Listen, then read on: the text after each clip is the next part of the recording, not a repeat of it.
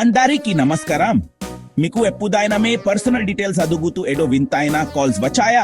అయితే ఏ రోజు అలాంటి మోసాల్ని ఎలా తప్పించుకోవాలో, ఎలా జాగ్రత్తగా ఉండాలో చెప్తాను. మరి ఇది అంతా చెప్పడానికి ఒక క్లెయిమేషన్ కథ కంటే మజా ఏముంటుంది? సరే ఊహించుకోండి, మీరు ఇంట్లో రిలాక్స్ అవుతూ మీ ఫేవరెట్ గేమ్ ఆదుకుంటున్నారు. అప్పుడు తిరిగి మీ ఫోన్ రింగ్ అయింది. అది ఏదో తెలియని నంబర్. మీరు ఫోన్ లిఫ్ట్ చేస్తారు. అవతలి నుంచి ఒక వ్యక్తి మీరు పెద్ద బహుమతి గెలిచారు అని చెప్తారు. ఎంతో ఎక్సైటింగ్ కదా?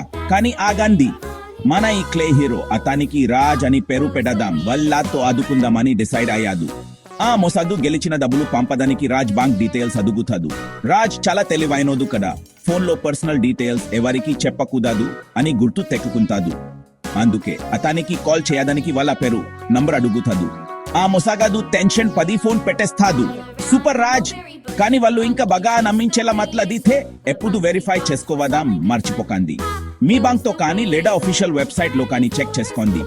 ఇన్ఫర్మేషన్ షేర్ చేయడానికి తొందరపడకండి. ఇప్పుడు అనుకోండి, రాజ్ కి వాళ్ళ బ్యాంక్ నుంచి పాస్వర్డ్ అడుగుతూ ఒక ఈమెయిల్ వచ్చింది. అనుమానం వస్తుంది కదా, రాజ్ కి తెలుసు ఏం చేయాలో.